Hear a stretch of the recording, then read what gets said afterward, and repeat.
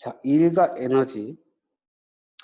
일과 에너지인데, 일단 일이라고 하는 것부터 얘기를 좀 해봅시다. 일이라는 게 뭐냐면은, 내가 힘을 줬는 방향으로 이동거리가 나왔을 때 일이라고 해요. 예를 들어서 가볼게요.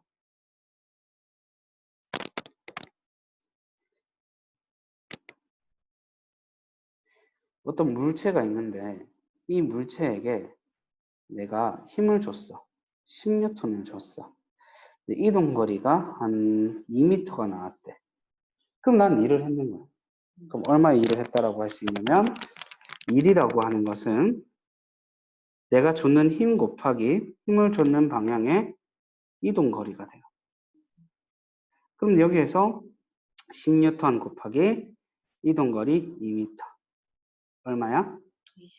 20인데 이게 단위가 뉴턴 미터인데 줄여서 J라 쓰고 줄이라고 해요. 그래서 1, W는 워크는 힘, F, 포스 곱하기 디스턴스, S 이렇게. W는 FS. 디스턴스인데 원래 이동거리인데 그 라틴어가 원이라 가지고 S를 이렇게 써. 자, 이렇게 됩니다. 근데 조건이 있어요. 반드시 힘을 줬는 방향으로만 이동거리가 나와야 돼요. 딴 데로 이동거리가 나오면 그건 일했는 거 아니에요. 그래서 일을 했는 경우 보면은 내가 지금 힘을 줘서 땅에서 밀었지. 이것은 마찰력에 대해서 일을 했다 이렇게 얘기를 할 수 있어요.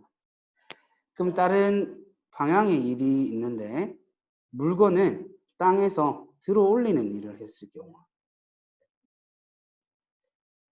예를 들어 들어 올린 높이가 5m라고 할게요. 물체의 질량은 2kg이라고 할게. 그럼 얼마의 일을 했을까?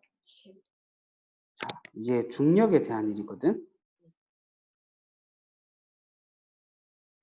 그럼 내가 이거 들어 올리려면 일정한 속도로 들어 올리기 위해서는 적어도 중력의 크기만큼의 힘은 줘야 되겠지. 야에 작용하는 중력의 크기만큼의 힘을 줘야 들어 올릴 수 있을 거 아니야, 맞지? 그러니까 중력의 크기를 쌤이 두 글자로 줄이면 뭐라고 그랬게? 두 글자로 줄이면 대부분 아들이 중크 이렇게 얘기하는데 그게 아니라 무게예요, 무게. 근데 무게는 킬로그램이 아니에요. 이건 질량이지. 그러니까 질량에다가 이동거리를 곱하면 안 돼. 이걸 무게로 바꾸고 이동거리를 곱해야 돼요. 그럼 어떻게 해야 되냐면 2kg에다가 9.8을 곱해 주시고요. 그럼 얘가 무게가 돼요. 이게 무게야. 그렇지. 질량에다가 반드시 9.8을 곱해줘야지 무게가 돼요. 그래서 여기에다가 얼마를 곱해? 이동거리인 5m를 곱해준단 말이야. 이거 우리가 앞에서 배웠어. 9.8이 뭐냐면은 중력 가속도라고 해서 그 자유낙하 운동할 때 초당 1초에 9.8m/s씩 빨라지는 거야. 이걸 곱해주는 거야. 그럼 이거 곱했을 때 얼마가 나오냐면 2 곱하기 5하고 곱하기 9.8 하면 98줄의 일을 했다라고 할 수 있겠지. 이렇게 계산하는 문제는 중3 단원 중에서는 이 옆으로 작용하는 마찰력에 대한 일과 위로 들어 올리는 중력에 대한 일 두 가지 정도가 나와요. 근데 만약에 이제 일을 했는 것 같은데 일을 하지 않은 경우 세 가지가 있어. 이거를 또 알아야 되는데 일이 0인 경우. 일단 힘 곱하기 이동거리가 1이라는 건 아는데 일단 곱셈에서 0을 곱하면 무조건 0이 돼서 그래서 힘이 0인 경우가 있어. 힘이 0인 경우가 뭐냐면은 우리가 앞에서 배웠던 중속 직선 운동이에요. 힘이라고 하는 것은 사실 크게 과학에서는 세 가지를 변화시킬 수 있었어야 되거든. 예를 들어 모양을 변화시켰거나 아니면 방향을 변화시켰거나 아니면은 이제 속력, 빠르기를 변화시켰거나. 근데 모양이 변하지 않는다라는 가정을 하면 방향과 속력이 변하지 않는 운동은 힘이 없는 거야. 근데 등속이면 속력이 일정하죠. 직선이면 일직선으로 가니까 방향이 안 변하죠. 그러니까 속력과 방향이 변하지 않기 때문에 이건 힘이 0인 거야. 이건 힘이 0인 운동. 그 다음에 이동 거리가 0인 경우. 이것도 여기 0 곱하는 거니까. 여기 0 곱하는 거니까 이제 1이 0이 될 건데 이건 어떤 게 있냐면 정지죠. 정지 상태로 있는 거. 내가 벽을 밀었는데 벽이 안 움직였네. 그럼 이건 1이 0인 거예요. 힘을 줬지만 1이 0인 거예요. 이런 것들이 있겠고 물건을 들고 가만히 서 있어요. 그럼 이것도 1이 0이 되겠죠. 그럼 마지막으로 조금 헷갈릴 수 있는 게 힘의 방향과 운동 방향이 수직하는 경우. 이게 어떤 거냐면은 내가 물건을 들고 앞으로 이렇게 걸어가는 경우야. 그럼 물건을 들기 위해서 힘을 줄 때는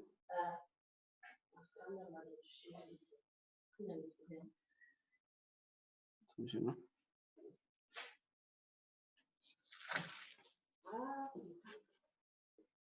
힘을 위쪽 방향으로 주고 있지. 지금 힘의 방향은 위쪽인데 이동 거리가 앞쪽으로 나오고 있잖아. 그럼 이거 수직하고 있잖아.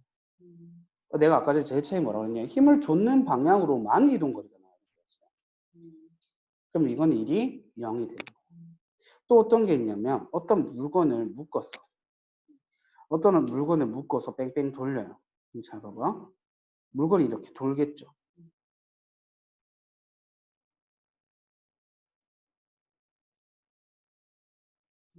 이렇게 도는데 내가 이거 돌리다가 손을 놨어요. 손을 놓게 되면은 여기에서 얘가 이 원과 수직하는 방향으로 날아간다. 맞죠? 이렇게. 맞죠? 근데 얘가 왜 못 날아가고 계속 돌고 있었어? 왜 못 날아가고 돌고 있었냐면은 이거 밧줄로 가운데로 끌어당기고 있었기 때문이에요. 그죠? 그럼 구심력이라고 하는 힘의 방향이 있고 이 원래 운동하고자 하는 방향은 운동 방향은 이 방향이었어. 원의 접선 방향이었어. 이제 수직하고 있다. 이 수직하고 있으니까 이게 뭐가 되는 거야? 1이 0이 되는 거야. 그래서 이걸 등속 원운동이라고 그래요. 등속 원운동이나 아니면은 물건을 들고 앞으로 가는 경우 이제 힘과 운동 방향이 수직하기 때문에 1이 0이다라고 얘기를 할 수 있다라는 거야. 이해될까? 그 다음 우리가 그래프로 1을 표현해 줄 수 있는데 어떻게 표현해 줄 수 있냐면은 어차피 1은 힘 곱하기 이동 거리잖아.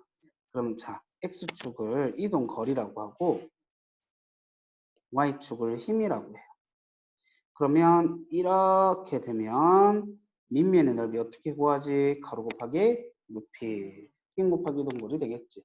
그래서 밑면의 넓이가 1의 양이 돼요. 그럼 이건 사각형의 넓이로 나와 있으니까 구하기 쉬운데 만약에 이렇게 돼 있어요. 그럼 어떻게 해줄까? 사각형이랑 삼각형이랑 그래서 더해주면 되겠죠.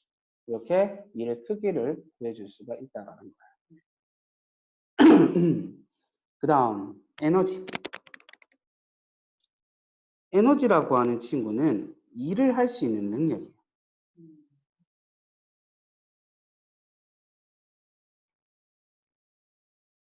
무슨 말이냐면 예를 들어 돈이라고 치면 돈이 에너지고 내가 구매하는 행위가 일인 거야. 그럼 내가 일을 하면 할수록 어떻게 될까? 내가 가지고 있는 돈은 일을 하면 할수록 아니지. 내가 가지고 있는 소비를 하면 할수록 내가 가지고 있는 돈은 줄어들겠지. 소비를 하는 게 일을 하는 거니까. 그래서 일을 하면 할수록 에너지가 점점 줄어들어요. 그러니까 누군가가 나에게 일을 해주면 그건 나한테 돈을 주는 거랑 똑같은 거야. 무슨 말인지 이해돼? 그래서 일을 하면 일을 할 수 있는 능력치가 점점 줄어들어요. 누군가가 나에게 일을 해주면 내가 일을 할 수 있는 능력, 즉 에너지는 점점 늘어나요. 오케이? 얘도 단위로 줄을 씁니다. 왜? 일과 에너지가 서로 전환이 가능한 거니까. 이해될까? 자, 그러면 아래 거 위에 거 묶어가지고 한번 이런 문제를 풀어볼게요. 앞으로 가고 있었어요. 계단을 올라가네요. 자, 물건을 들고 계단을 올라가서 여기 물건을 내려놨대요. 근데 계단의 높이는 1m고요. 그 다음에 가로의 길이는 뭐 얘도 1m래요. 근데 물건의 무게가 10N이래요. 그럼 나는 얼마의 일을 했을까? 이 사람이 물건을 위에 놔뒀을 때는 물건을 들고 계단을 올라갔겠죠. 그지? 다리가 왜 이래? 어쨌든. 40. 그렇지. 그러니까 옆으로 가는 거는 일이 아니야? 일이? 맞아요. 아니에요. 옆으로 가는 건 일이 아니라 지금 결국 이걸 어떻게 했는 거냐면은 결과적으로 보면은 4m를 올렸는 거잖아. 맞죠? 물건을 4m를 위로 올렸는 거잖아. 그럼 이건 중력에 대한 일이라고. 아까 전에 봤었던 첫 번째 이 경우에만 일이 되는 거야. 마찰력에 대한 일을 하려면 땅에 붙었어야 돼. 붙어서 가는 게 일이 아니에요. 붙어서 가야지 일이에요. 들고 가는 게 일이 아니에요. 아, 들고 가는 게 아까 전에 뭐랬어? 일이 아닌 경우 세 가지 중에 힘의 방향과 운동 방향이 수직하는 경우였었잖아. 맞지? 일이 아니라고. 그럼 무슨 말이냐면 여기에서 옆으로 가는 운동은 들고 앞으로 이렇게 옆으로 가는 운동은 일을 했는 게 아니에요. 네. 이해될까? 네. 그러면 이제 높이 올렸는 것만 일을 했는 경우가 된단 말이야. 그래서 결국에 어떻게 했냐면 10N짜리 무게를 4m 끌어올리는 일을 했다 해서 40줄의 일을 했다라고 얘기를 할 수 있어요. 무슨 말인지 이해돼요? 그럼 이제 이렇게 얘기를 해볼게요. 계단 위로 올라가는데 여기서부터 상자를 끌고 갔어요.